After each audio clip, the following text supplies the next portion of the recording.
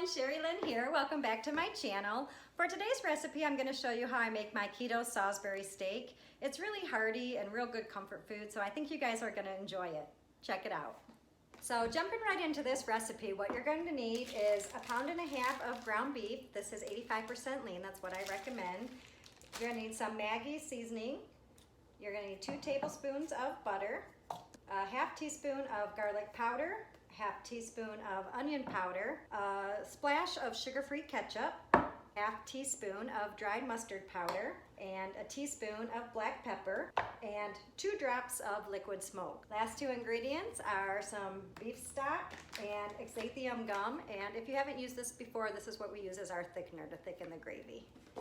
So to get started, what you're going to want to do is put your 1.5 pounds of ground beef in a mixing bowl, and then you're going to measure out your ingredients, and you put a half teaspoon of dried mustard, half teaspoon of garlic powder, half teaspoon onion powder, a whole teaspoon of black pepper. You can use a spoon to measure. I got a pretty good idea how many shakes it takes to equal that. Then you're going to want to put 10 to 15 drips of the Maggi seasoning in there.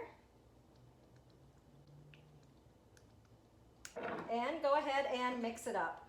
Now that you got this nicely combined, go ahead and add 1 egg. And you just want to combine this really well. Make sure the egg gets nicely incorporated in there.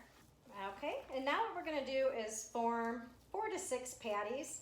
And you do it like you do a hamburger patty, but you generally want to make it more of an oval shape. So this is kind of how they turn out. Go ahead and set them in a plate. So now that we got our patties, we're going to take them over to the stove. So what you want to do is heat up about a tablespoon of olive oil in a pan, and go ahead and put your patties in there. And they should sizzle when they hit the pan, like that. And what we're going to do is we're going to cook them for 3 to 4 minutes on each side. So just put them in just like that. If they start to swell up, you can go ahead and take a spatula and press them back to flatten them back down. Okay, so it's been 4 minutes. I'm going to go ahead and give these a flip. And again, press them down with the spatula to flatten them back out. And cook it on this side for 4 minutes as well. Okay, so it's been 4 minutes on this side. Go ahead and take those out of the pan and just put them on a separate plate. And they should be looking like this. Take your 2 tablespoons of butter, turn your heat down to a medium, and just go ahead and deglaze the pan with that butter, picking up all that flavor. So to this, what you're going to want to do is add in half a teaspoon of your exathium gum. And you do not want to go over because this stuff thickens like you would not believe. Err on the side of caution and do less, and you can always add.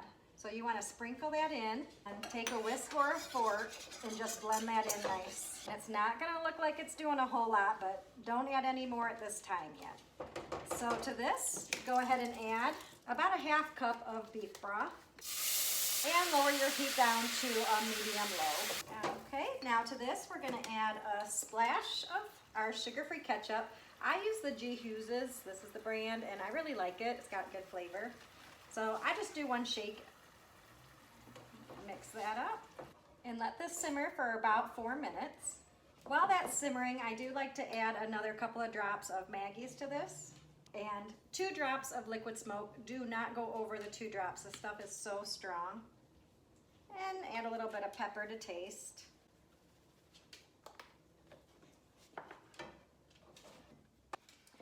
Okay, here's where you'll want to check the consistency of your gravy. If it's still pretty loose, go ahead and add, I would do even less than another half teaspoon. So I'm going to add about this much more.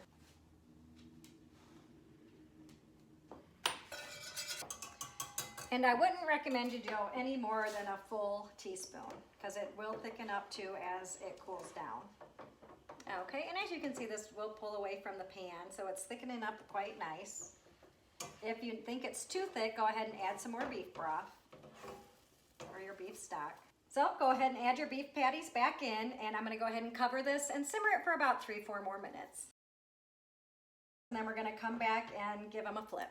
Okay, so it's been about 4 or 5 minutes. I'm going to go ahead and give these a flip, cover them back up, and simmer for about 4 more minutes and they'll be ready.